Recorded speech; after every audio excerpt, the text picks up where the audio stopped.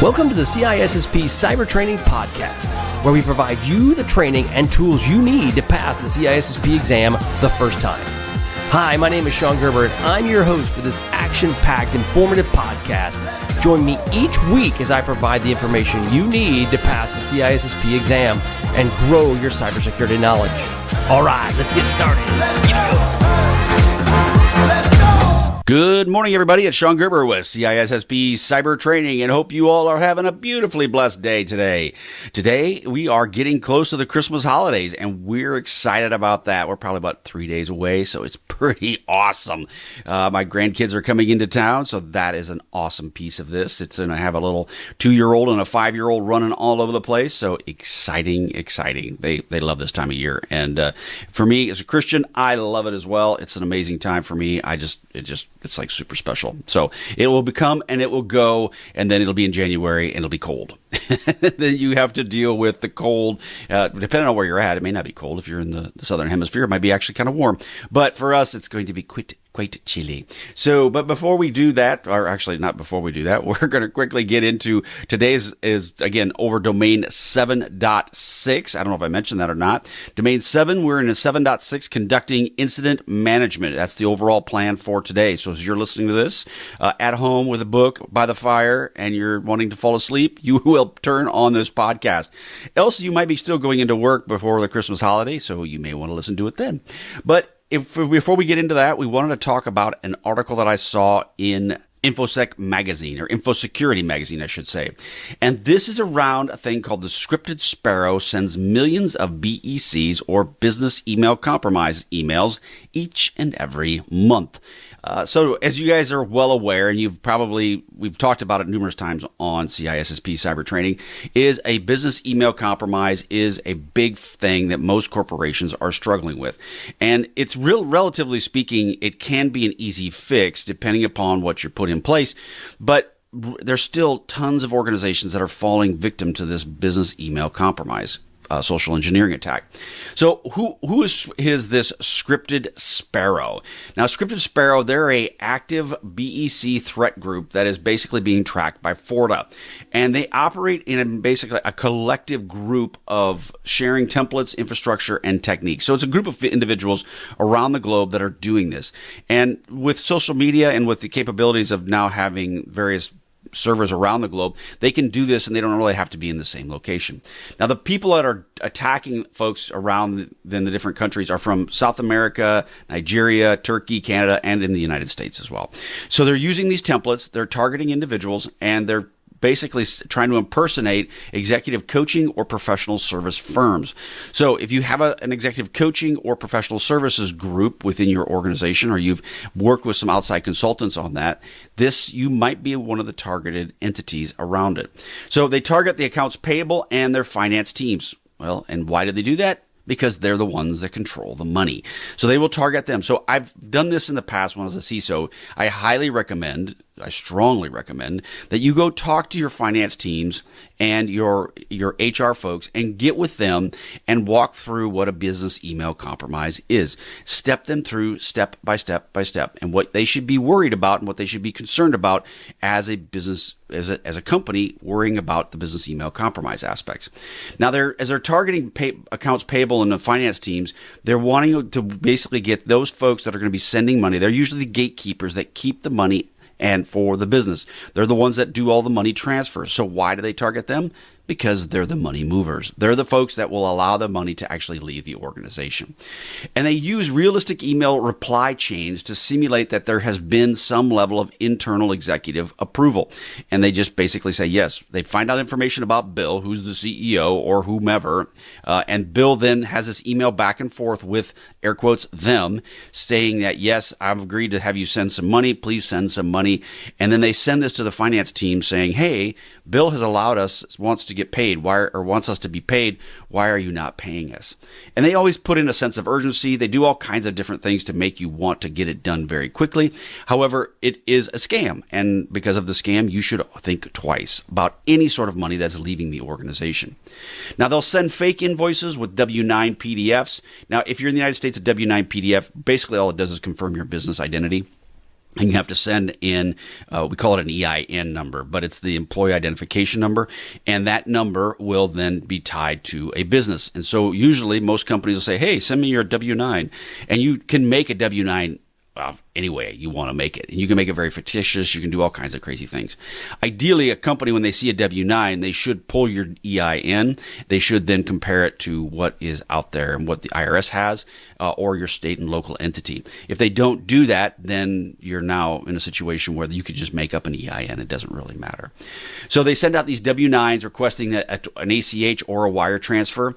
And the transaction amounts have often just set below the approval thresholds, which most companies have, which may be around $50,000. So an approval threshold is maybe you have a second party. So you have separation of duties, SOD is what it's typically called. And you may have someone in your company that has to approve an amount below or above a certain threshold. They've set $50,000. So I guess they've seen enough of these situations where $50,000 is the threshold in which it must be sent for approval. So they'll send it below that amount. It might not be 50. It could be 25. The point doesn't really matter. They're just trying to reduce the amount of barriers that people have to be involved in that actually have to approve the email being sent. So again, that's an important part. When you get with your finance team, ask them if there's a threshold amount, what is that threshold amount, and get to know what that is. There might not be a threshold amount. It might be where if any email comes in, it has to get approval from a second person. And I would highly recommend you do that. A petty cash amount, like, well, it's $1,000. Death by 1,000 cuts when they're $1,000, that can really hurt you. So you just want to make sure that you have that worked out with them. And they may say, you know what, if we lose $1,000, it's a big deal, but it's not a big deal. And they're willing to accept that. Then that's okay too. So again, education is really truly the key on all of this. So they have a newer tactic that they're using where they delay sending payment details until the victim actually replies, confirming the engagement. And this is a marketing strategy. I have marketing strategies with CISSP Cyber Training. They have them as well. So if you don't answer, then they don't send it out right away. Now, if they probably have a threshold in which, you know what, if you don't answer, we'll send out a tickler, like a second email or a third email. And then if you don't respond, they'll probably just send it to you anyway, just to see if you'll click on it. So for them, the cost of entry is extremely low, right? It's just an email and some time. And with AI, they can make it super good. They don't even have to have a lot of time invested. So it's easy money for these attackers. And so that's why, guess what? There's going to be more and more of it. So we talked about where they're actually from. They demonstrate how the BEC will remain one of the most financially damaging attack types, despite how I can't even say that. Despite how low it is from a technical standpoint, right? It isn't hard to create an email, and the BECs they can be very damaging, especially because most people think, well, if you're in business, you make lots and lots of money. I will tell you flat out, no, that is not the case. Now, there's probably big corporations that make gobs of money, but let's put it in perspective. So if you're a business and you make 12%, now I worked at Koch Industries, and one of the big things we wanted was you had to have a business that made at least 12%. So if your business every year had to make 12%, some years it made 12%, some years it made 20%, some years it made 6%. So you just didn't know. It had to make at least 12% is what they wanted. Well, so if your business is making, say, 12%, that's pretty darn good. Now you have say you sold $1 million in whatever, and at the end of the day, after everybody's paid, you made $120,000. So that's not you as a person, that your company made $120,000. So you have to go and sell lots of stuff to make significant amounts of money. And most companies, I'll say 12% with Coke, most small businesses and many businesses outside of small businesses, their margins are around 6 to less than 10%. So you real quickly have to go through a lot of stuff and sell a lot to be able to make any sort of profit as a company is expected to make. So you have to go through a lot of stuff just to make any money as what a company is expected to make. So again, margins are tight. And if you go out and lose $50,000, and let's just say, for example, your margin for the entire year was $120,000, but you just lost $50,000, you lost 50% of your margin. That could end up in some businesses putting them out of business. So it's really important for you to understand that, or you guys get it, but that there is a impact for some of these small businesses, especially, it can be catastrophic. It can be just very, very damaging. So some key defensive aspects you need to be considered about. Email-based payment requests must always require out-of-band verification. So if someone comes in and says, hey, I want an email, you got to have a second person that looks at this. And that would be a separation of duties piece. So if you get it, the secretary gets it, the finance person gets it, they send it to the executive council. They have to approve it. Or even better, you don't send it to them because you could assume that the emails might be compromised. You get on the phone and you call them. So there's lots of different ways you need to put in place around that. So finance workflows, again, they also could be important. This is not just security controls. They're the primary attack service. So you need to really, truly understand your finance workflows. Talk with your finance folks and make sure that they understand them and you understand them as well, especially as a security professional. Okay, that's enough about Scripted Sparrow. Before we get into the training today, I wanted to quickly talk about CISSP Cyber Training. Head on over to CISSP Cyber Training and get access to all of the content that's there. It's available to you. So if you're actually interested in studying for your CISSP and you're listening to this podcast, so you must be interested in your CISSP, head on over to CISSP Cyber Training and get access to all my free content that is available to you as well. And that free content will help you in your self-study plan. It's going to give you some of the key things that I wish I would have had when I took the CISSP exam. It was stuff that I was struggling with. I put it all in my free content to help you with that. And one thing I did do, though, is I also created a blueprint, and my blueprint will step you through the CISSP exam step by step by step. Now, this is all part of my paid products that are available to you, and these products will help speed up even faster your self-study plan with utilizing my blueprint and the other aspects around it that are tied to it.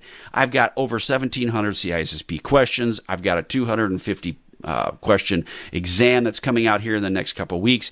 I have a lot of stuff that's free and available to you. It's also got mentoring that's available. You can get mentoring specifically around your career, as well as if you are a professional that is looking for CISSP or cybersecurity resources. I have that available as well at CISSP Cyber Training. So head on over there, get your free content, sign up for my newsletter and all my emails, and you'll get free questions and so forth. And on top of that, I'm here to help you pass the CISSP exam the first time. Okay, so let's get into what we're going to talk about today. So, incident management. What is incident response? Now, we'll talk about this routinely through this program. Incident response is a key factor in what you need to do. As I'm working as a consultant right now for a company, I am working in building out their incident response process. And incident response is what exactly is an incident? Oh, you need to know, what does that mean? Because the reason I say that is you're going to have regulatory requirements that are going to be focused on the incident themselves. And you need to understand how is an incident defined within your company and what should you do related to that. So you're defining an incident. It is a negative effect on the CIA triad. So your confidentiality, integrity, and availability.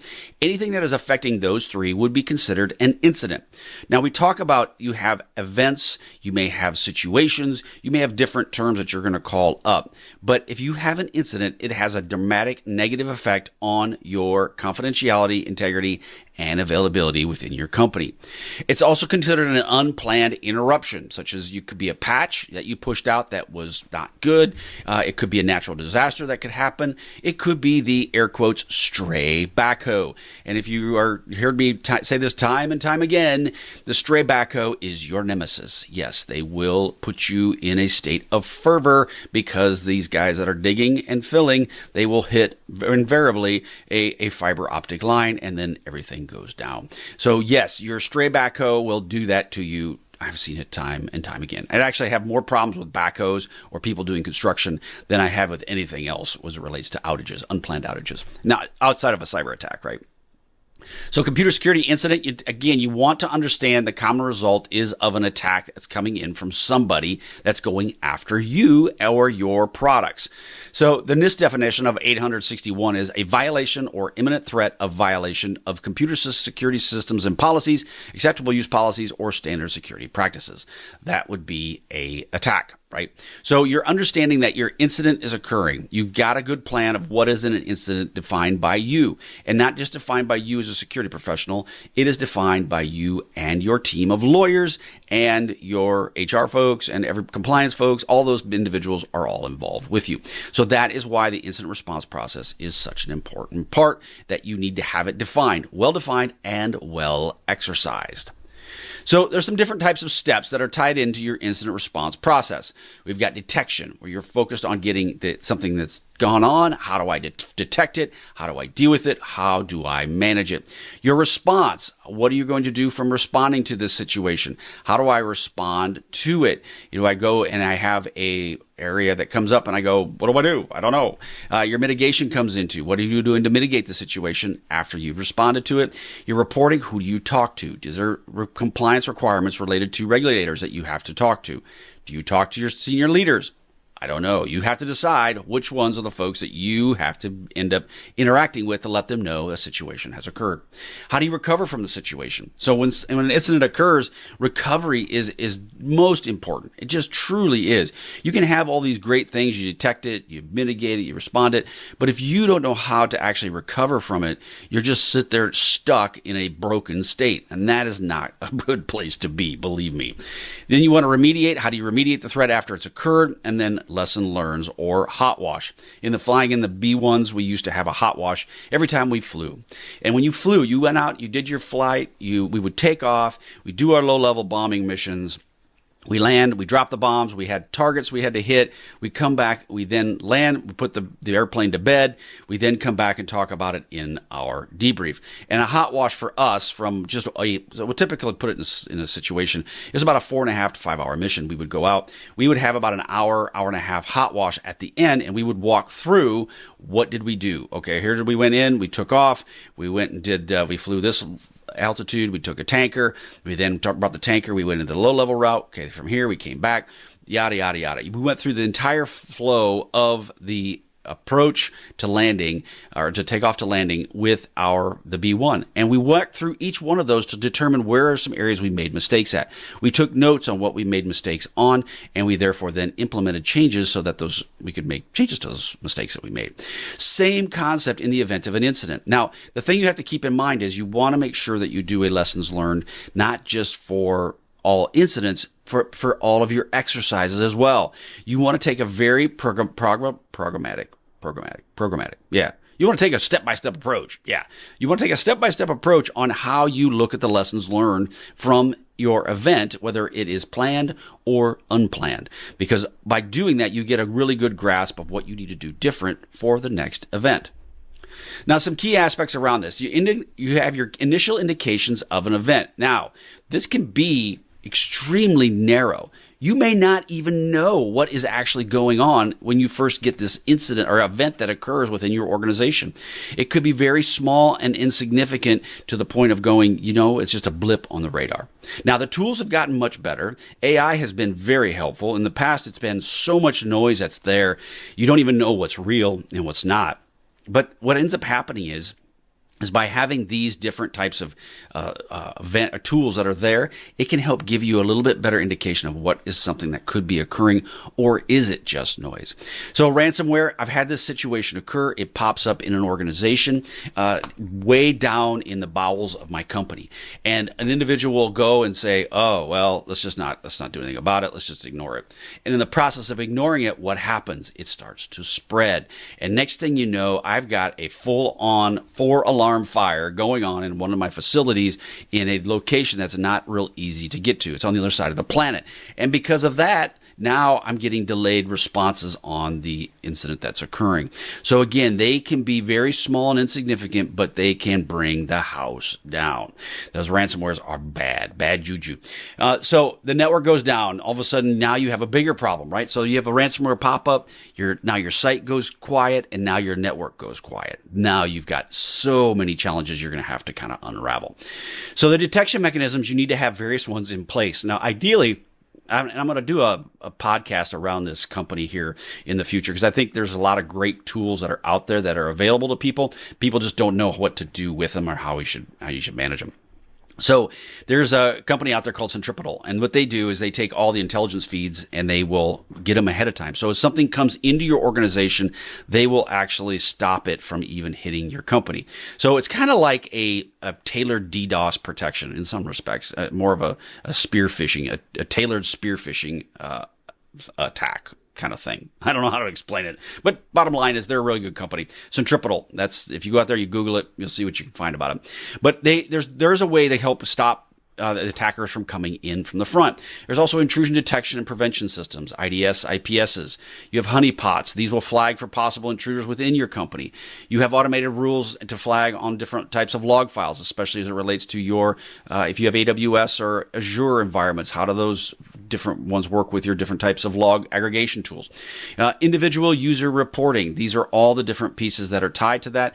Are individuals being able to report that there's a problem? Do they have an easy button to mash and say, hey, we have a problem, click on the link? So all of those are different things that can be done for detection mechanisms to help you.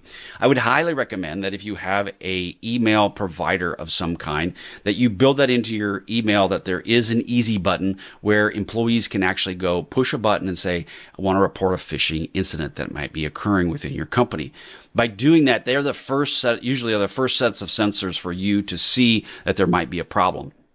So I'd highly recommend that you work with whatever company you have to come up with that if they don't already have it.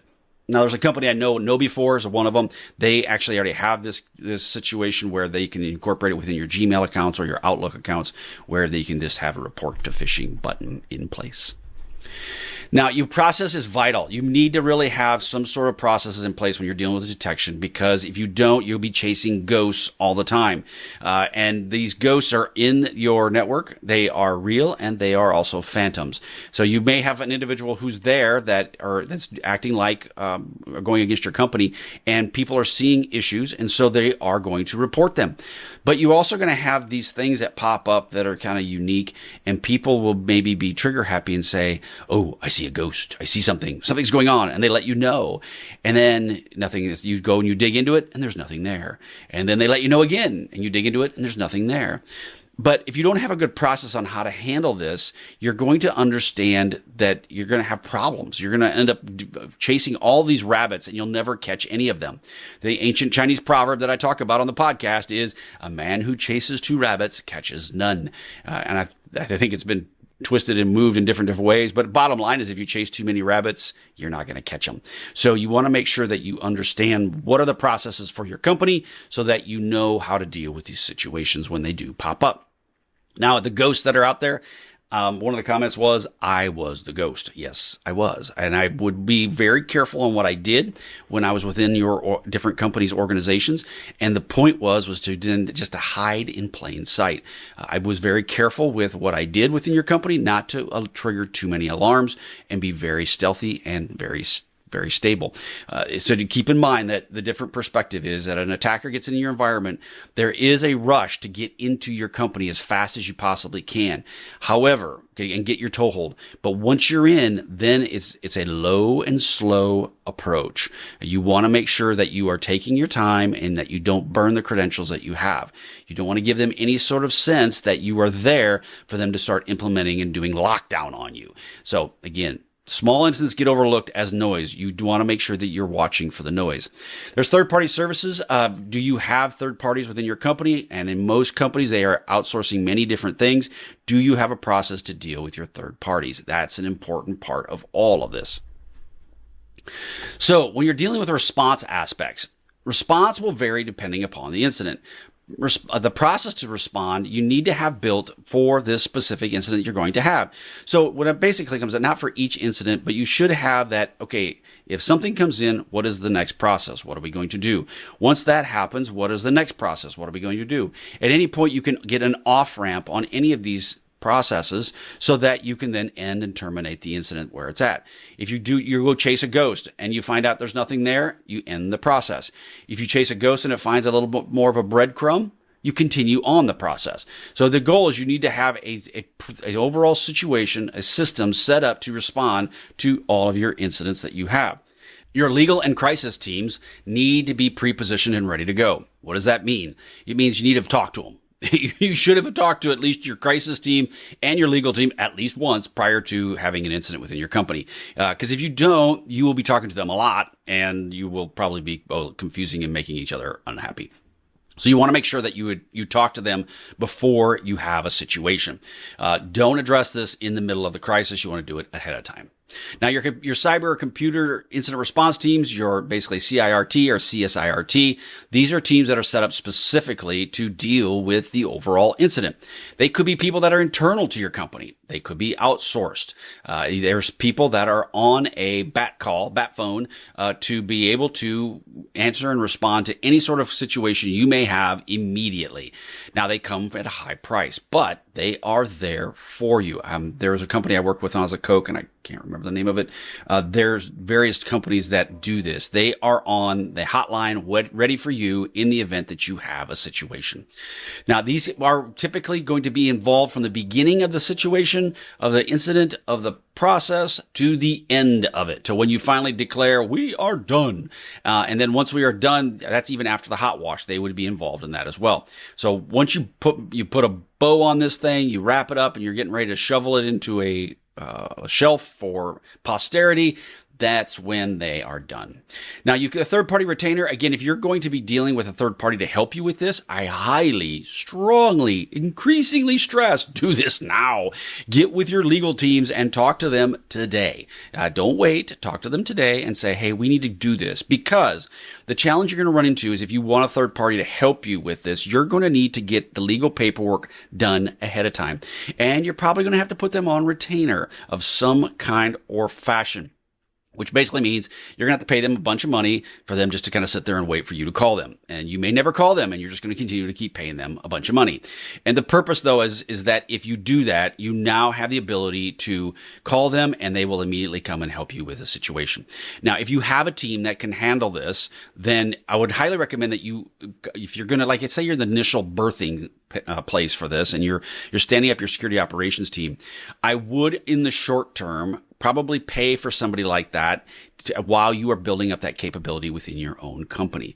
So it's just something to consider. I would probably pay the money, put them on retainer, have them ready to go, but then have a plan. In the next 2 years, you're going to put yourself in a position where you have a team that's dedicated by your own professionals in your company.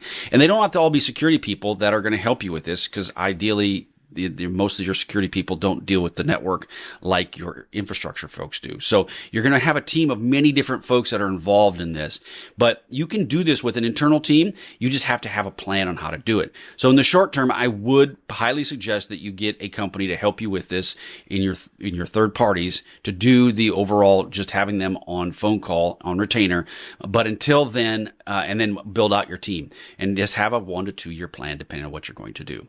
Evidence preservation is a key factor. You want to have chain of custody in case the procedures and have these procedures defined within your company as well. So if you are going to say someone attacks you and you feel that, you know what, we might eventually have to sue somebody or take somebody to court. If you don't have evidence preservation and you don't have a process to deal with it, it didn't occur. You just spent a lot of money and you're not going to get any love out of it. You're going to be really, really, really upset. So what's going to happen is you're going to be super upset because you spent all this money, and then you're going to be even more upset because you can't go after these people because you didn't preserve any of the evidence. So just keep that in mind. You want to make sure that you have a evidence preservation process. Trained personnel. We talk about internal and external. Again, they need to be able to assess the damage, collect the evidence, report the incident, and recover procedures, right? All these things are an important factor in what they do.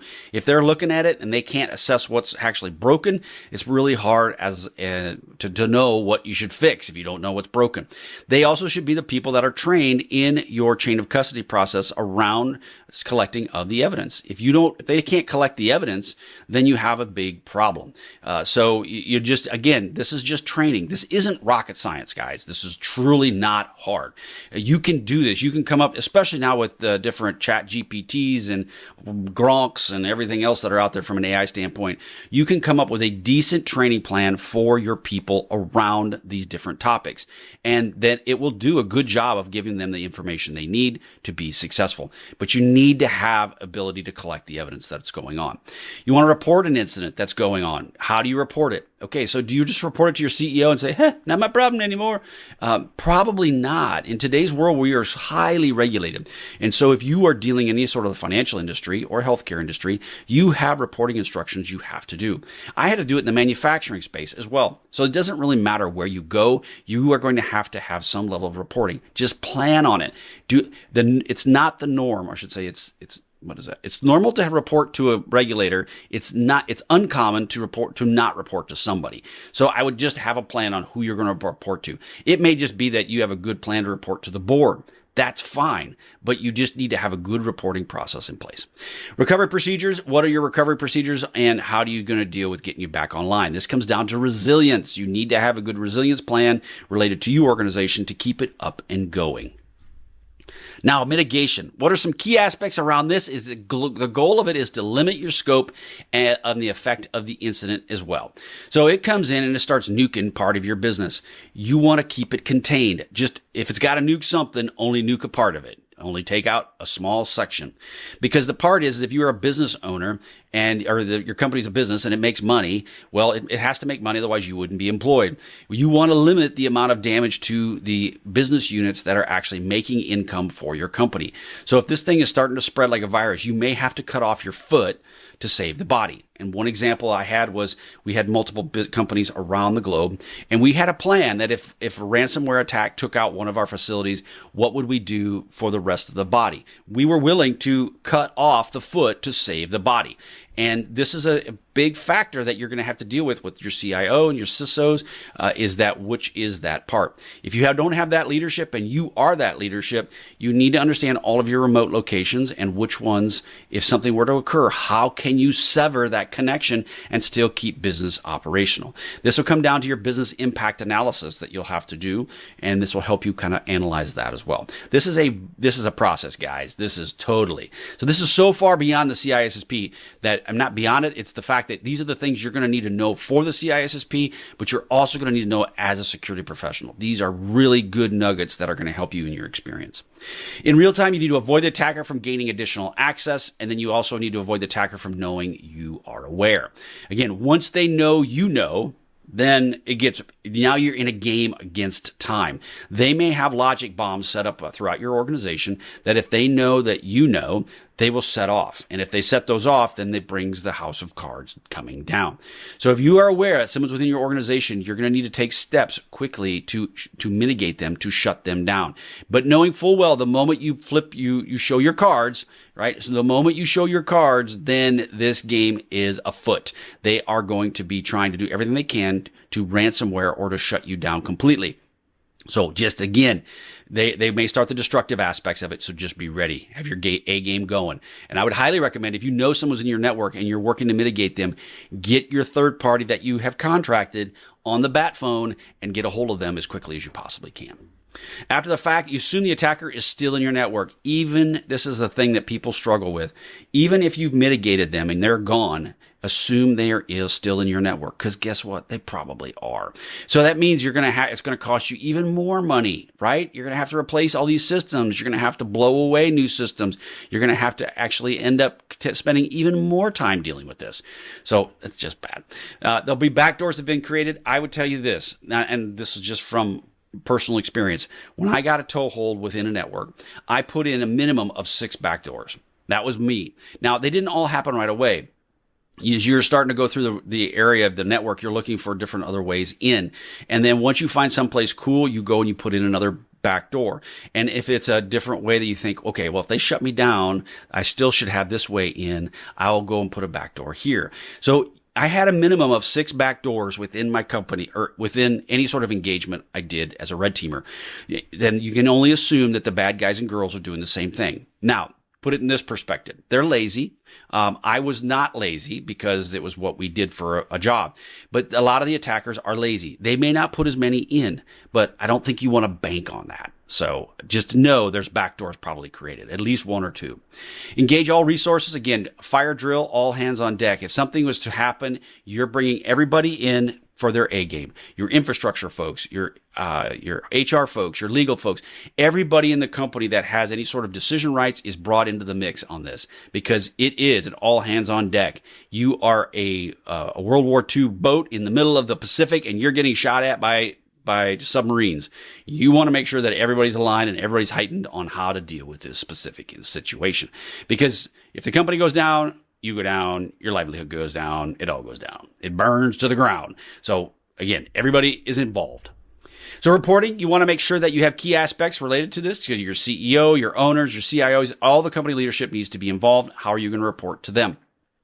Legal compliance requirements. Again, don't try to downplay what's going on. That's what happened with Equifax. It's okay.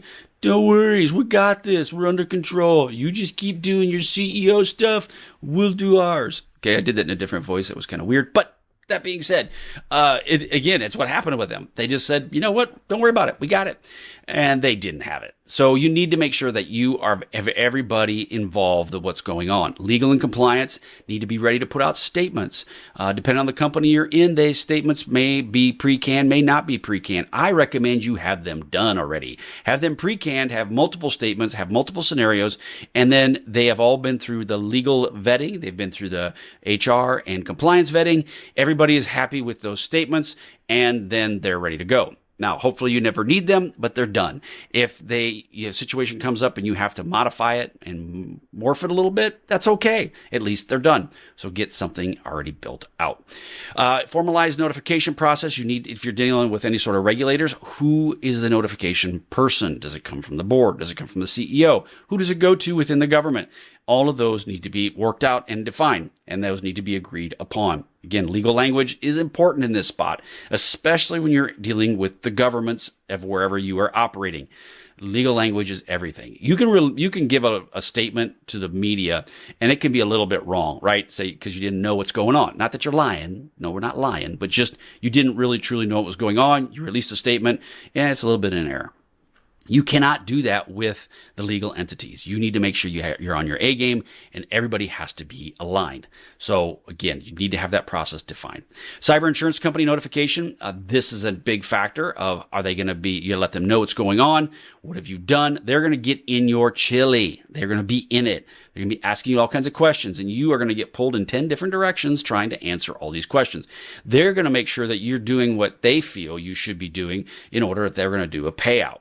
They don't just arbitrarily go, oh, okay, cyber incident, here's your money. They don't do that. They are going to be asking you lots of detailed information. Legal compliance, again, ensure your team is prepped in advance. They need to know what's going on. Your legal compliance and public affairs all need to be aware. They need to be involved, and they need to be in the game plan. I will tell you, I've had some of the hardest conversations I've had with public affairs, legal, and compliance. Well, not so much legal, they get it, but compliance and really mostly public affairs saying, hey, this is the plan. If we get a ransomware attack, this is what you need to do. Really? Seriously? We don't need to do that. Yeah, you do. No, we don't need to do that. Yeah, you do. And so that's a back and forth. I've had to escalate it up to the CEO numerous times to go, will you please get your people on board here? This isn't hard. Let's just do it. Be done with it. And then they finally come and acquiesce. But the bottom line, I also send them a bunch of email of different breaches that have occurred and said, okay, how would you handle this? That usually helps get them on board. All right, continuing on, legal and compliance, again, have them evaluate any contractual aspects you have prior to the breach. What do you report? Who should the vendors or what vendors should you report to? You have vendors that are providing critical services. Do you need to let them know? Laws that require breach notification. The list is long and distinguished, and there's lots of them. You have GDPR, cyber law, many others. There's all kinds, and there's more and more all the time. There's the Chinese or the financial aspects around it, NYDFS, you name it. They all have breach notification laws. They all vary in different directions as far as how long, from 24 hours to 72 hours, but they're all of difference that are out there. U.S. state laws will vary as well. These suites may occur based on the company's facilities. Depending on where you're at, your U.S. laws may be involved as well. So you just don't know. You really need to make sure that you have a good plan. And even with plan that you have, moment something happens, is what Mike Tyson says, you have a plan going into a fight until you get hit in the face. And then that plan goes out the window and you start figuring it out. Same concept. You'll have a plan in place until you get hit in the face with a cyber attack, and then that plan goes out the window. But the key is that you've drilled it, you've planned it, you at least have a good idea of what you're going to do. So it makes those overall pieces go much smoother than if you had no plan whatsoever. Government law enforcement, you want to determine if you want to get with the FBI, you want to get with Interpol to help you in these situations. So all of them can help you depending upon what you have to do. And when I say help, just let's put it in perspective. The FBI is not going to help you. They're just not. If you're a small business, forget it. They ain't going to do it. Even small local police forces aren't going to help you. They're going to collect evidence and then they're going to say, thank you, have a nice day.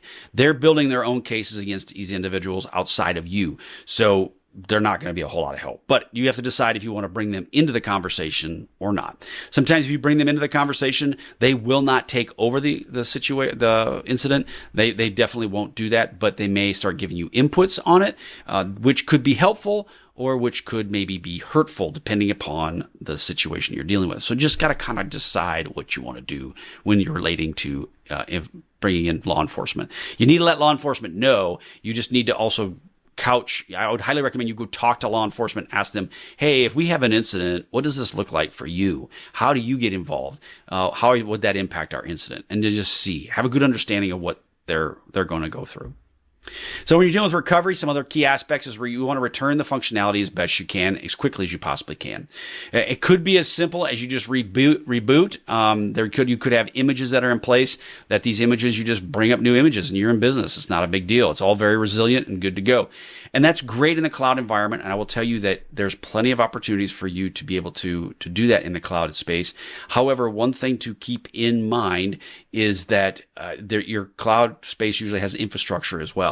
Unless you're fully cloud, if you have any sort of infrastructure, that can be impacted by a ransomware attack as well. So you want to understand, how do I return my functionality and get it back and operating to at least a point where I can start making money again? You need to document all of this. Documentation is the issue that happens so often in these situations. Nobody has it. I'm dealing with this with company after company as a consultant.